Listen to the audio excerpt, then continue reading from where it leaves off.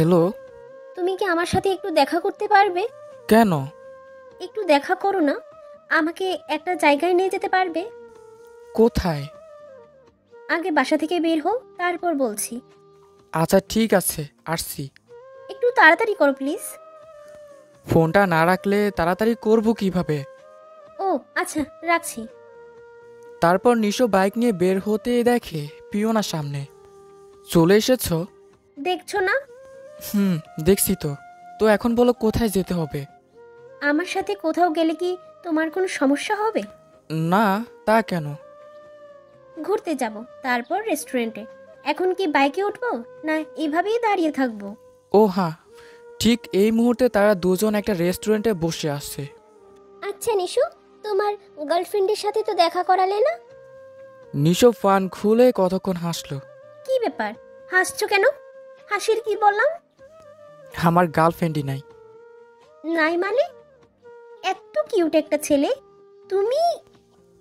আমি কিউট? তুমি চোখে কি আর সরিষা ফুল দেখছো? মানে? কিছু না। আচ্ছা তোমার বয়ফ্রেন্ডের কি অবস্থা? নিশু, ফাইজলামি করো না প্লিজ। পাগলামি করার কি হলো? আমাকে জিজ্ঞাসা করতে পারলে আমি তোমাকে জিজ্ঞাসা করতে পারি না, তাই না? না মানে ইয়ে, আমারও কোনো বয়ফ্রেন্ড নেই। নিশু অবাক হয়ে লাইনটা মনে হচ্ছে ক্লিয়ার।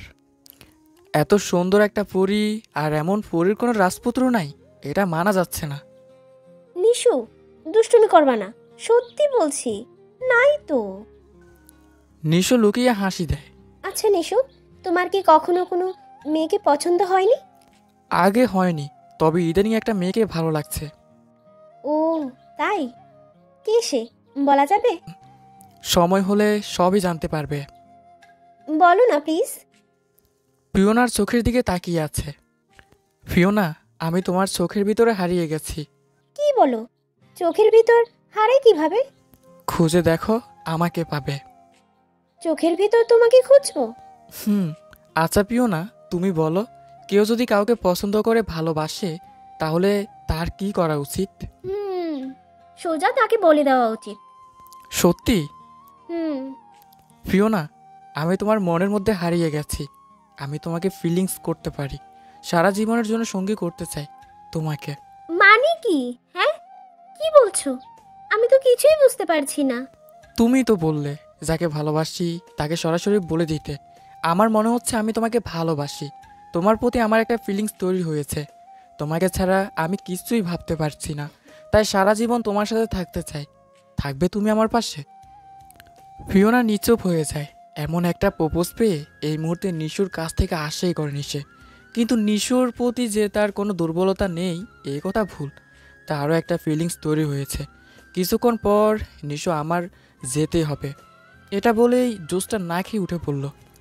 ফিওনা শোন। ফিওনা, ও ফিওনা দাঁড়া। ফিওনা, ওই ফিওনা। দুদিন যাবৎ ফিওনার সাথে নিশুর কোনো যোগাযোগ হচ্ছে না। ফিওনা তাকে এই দুদিন কোনো ফোনই দেয়নি। নিশু পারত পিওনাকে ফোন দিতে এবং তার বাসায় যেতে, কিন্তু সেটাও সে করেনি। হঠাৎই নিশুর মনটা ভেঙে গেল। পিওনা কিছুতেই নিজেকে মানাতে পারছে না। তারপর সে নিজেই নিশুদের বাসায় যায়। আসসালামু আলাইকুম আন্টি, কেমন আছেন? ও মা, তুমি এসেছো? কেমন আছো মা? জি আন্টি, ভালো। বসো বসো।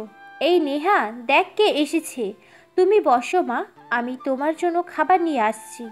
আরে পিওনা আপু, কেমন আছো? সে যে গেলে আর আসলে না তো। না, এমনিতেই। আচ্ছা নেহা, নিশু কোথায় আছে বলতে পারবে? ভাইয়া মনে হয় ছাদে। যাবে তুমি? হুম, একটু দেখা করতে হবে। ওকে, তুমি সোজা উপরে যাও, আমি আসছি। তোমার সাথে কিছু কথা আছে। পিছনে ফিরে তাকিয়ে, ও পিওনা তুমি? তা কেমন আছো? ভালো, তুমি? এই আর কি, চলে যাচ্ছে। নিশু, আমি দুদিন যাবত ঠিক মতো ঘুমোতে পারছি না, টিভি দেখতে পারছি না, খেতে পারছি না, এমনকি কথাও বলতে পারছি না। সারাক্ষণ শুধু তোমার কথা মনে পড়ছে। আমি ফিল করছি আমার মধ্যে তোমাকে খুঁজে পেয়েছি।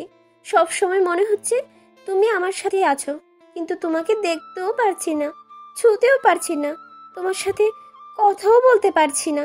নিশা শুধু অবাক হয়ে ফিওনার কথাই শুনছে। বিশ্বাস করো, আমি না তোমার প্রতি দুর্বল হয়ে পড়েছি। তোমাকে ছাড়া এক মুহূর্ত ভালো লাগছে না। আমিও তোমার পাশে সারা জীবন থাকতে চাই। রাখবে না আমাকে?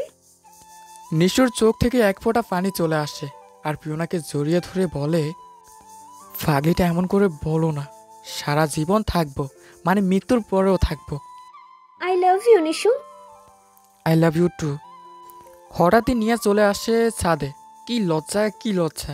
নিশো ঝটপট করে পিওনাকে ছেড়ে দিল। এই শেওড়া গাছের পেতনি, তোকে ছাদে আসতে বলছে কে? আমি কিছু কি দেখিনি। দেখার না দেখার কি হলো? তুই ছাদে আসলি কেন সেটা বল। নিশো দমক শুনে নিহা কাঁদো কাঁদো ভাবেই বলল, আমি কিন্তু আব্বুকে বলে দিব। এই না না, আমার লক্ষ্মী বোনটা কত ভালো, তুই প্লিজ আব্বুকে কিচ্ছু বলিস না। তাহলে আমাকে 2000 টাকা দিতে হবে। এই দেখো কাণ্ড, গুড় চাইছে আমার কাছে। আমি আব্বুকে বলে দিব। তোমার ভালো ছেলের কীর্তি ছাদে পাওয়া যায়। লক্ষ্মী বোন, তুই না আমার বোন, এমন করিস কেন? আচ্ছা 5000 টাকা দিব তোকে। না, হবে না। তোকে আমি ঘোরাতে নিয়ে যাব তো। তাহলে কিন্তু 3000 টাকা দিতে হবে। নিশো জিব্বাই কামড় দিয়ে, এমন করিস না। টাকা দিবি নাকি আব্বুকে বলে দিব? শোন, তোকে কিন্তু দেখতে পরীর মতো লাগছে। তোর বড় একটা রাজপুত্র হবে। হইছে, মন গলাতে হবে না। কতক্ষণ আগে আমাকে পেতনি বললি, এখন পড়ি? আমি কিছু বুঝি না। নিশো আবারও জিব্বাই কামড় দেয়। এদিকে পিওনা খিলখিল করে হাসছে। তুই কিন্তু আমার সাথে চিটিং করছিস নিহা। আব্বু, আব্বু, আব্বু। এই দাঁড়া দাঁড়া, টাকাটা তোকে রাতে দিই, এখন তো আমার কাছে টাকা নেই। না, আপনাকে বিশ্বাস নেই। বললাম তো দিয়ে দিব। বাকি হলে 5000 টাকা দিতে হবে। 5000? এত টাকা কোথায় পাবো? আমি কি জানি? আচ্ছা 2000 টাকা দিব। হবে না, নগদ দিলে 2000, বাকি হলে ফিক্স 3000 টাকা। এমন করিস কেন বোন? ঠিক আছে দিব। ঠিক আছে পিয়না আপু, তুমি কিন্তু সাক্ষী থাকলে। হ্যাঁ, না না, হ্যাঁ হ্যাঁ, ও আমি সাক্ষী। তারপর ফুরুত করে চলে গেল নিহা। হাতে গর্তে পড়লে পিঁপড়েও লাথি মারে। কিছু বললে? শেওড়া গাছের পেতনি আমার কাছ থেকে 3000 টাকা পাঠিয়ে নিল। ইস, ভাবলে মার দিতে মন চাচ্ছে পেতনিটাকে। কি আর করার, বিপদে যখন পড়েছে তখন তো দিতে হবে, তাই না? হুম, বোনকে তো ভাই এমনিতেই দেয়। আচ্ছা, আমি এখন যাই, হ্যাঁ? রাতে ফোন দেব। এখনই যাবে? হুম, তা না হলে তো আবার তেঁতুল গাছের পেতনি এসে ঘুষ চাইবে। শোনো না, চলে যাবে, একটু আদর করবে না? ইস, কত শখ! 1 মাস পর পিওনা ফাইনাল পরীক্ষার জন্য ভার্সিটিতে চলে যায়। তারপর দীর্ঘ 6 মাস অপেক্ষা করার পর আবারও পিওনার সাথে দেখা হয় নিশোর। এবার তারা সিদ্ধান্ত নেয় তাদের বাবা মাকে সব কিছু জানাবে। যে সিদ্ধান্ত সেই কাজ। আব্বু, তোমার সাথে আমার কিছু কথা আছে। বল। মনোযোগ দিয়ে শুনতে হবে তোমার। শুনছি তো, বল না। আমি একটা মেয়েকে ভালোবাসি, তাকে বিয়ে করতে চাই। কি বললি? এত বড় তোর সাহস আমার সামনে? আব্বু, আমি সত্যি কথা বলছি। মেয়েটাকে শুনি। বিপ্লব আঙ্কেলের মেয়ে ফিওনা। তোর এত সাহস, তুই আমার বন্ধুর মেয়ের সাথে প্রেম করিস? বয় নিচের দিকে তাকিয়ে আছি। কেন, তোমার বন্ধুর মেয়ে কি মেয়ে না? তুই জানিস এই মেয়েকে আমি আমার পুত্রবধূ করে নিয়ে আসবো বলে ঠিক করে রেখেছি, আর তুই কিনা ওর সাথে প্রেম করিস? নিশো আব্বুর মুখ থেকে কথাটা শুনে আব্বুকে জড়িয়ে ধরে বলে, আব্বু তুমি এত ভালো কেন? আরে পাগল ছেলে, ওকে তো আমরা 6 মাস আগেই ঠিক করে রেখেছি বৌমা হিসেবে। আব্বু তাহলে বলো কেন? একটু নাটক করছিলাম, তোদের মধ্যে আগে প্রেমটা দেখতে চেয়েছিলাম। হুট করে বিয়ে দিয়ে দিলে তো আবার তোরা নাও মেনে নিতে পারতি, তাই না? আব্বু তুমি সত্যি অনেক ভালো। স্বামী আর ছেলেকে জড়িয়ে ধরে, তাহলে তো এখন সবই ঠিক। কালকেই ওদের বাসায় গিয়ে কথাবার্তা বলে আসি। একদম ঠিক বলেছ তাসফিয়া। আর এদিকে আপু, তোমাকে একটা কথা বলতে চাই। বল। তোমার বন্ধু রেদওয়ান আঙ্কেলের ছেলেকে আমি ভালোবাসি। বিয়ে করতে হলে তাকেই করব। দাঁতে দাঁত কামড়াতে কামড়াতে সত্যি কথাটা বলেই দিল। এটা তো মা খুশির খবর। আমি নিজেই তো ওদেরকে প্রস্তাব দিয়েছিলাম, তারপর ওরা একটু সময় নিল। যাক, আমি ভাবলাম তোকে কিভাবে রাজি করানো যায়। আব্বু, তুমি সত্যি বলছো? পাগলি। আমি রাজি আব্বু।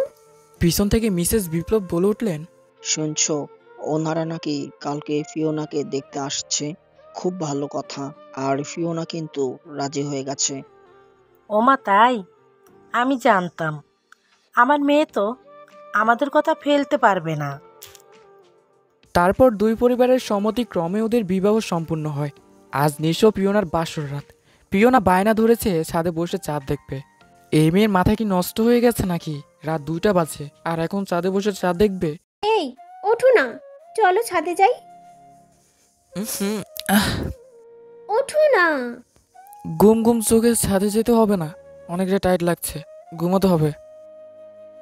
ওঠো না, একসাথে বসে চাঁদ দেখি।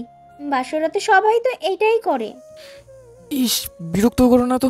ছাদে বসে মশার কামড় খাওয়ার চেয়ে ঘুমাও। কিছুক্ষণ পর ফ্যাদ ফেদিয়ে কান্নার আওয়াজ শোনা যাচ্ছে। দিশো চোখটা খুলে দেখলো লাল শাড়ি পরা পরীর কান্না করছে। গাল দুটো লাল হয়ে আছে, অনর্গল চোখে পানি পড়ছে।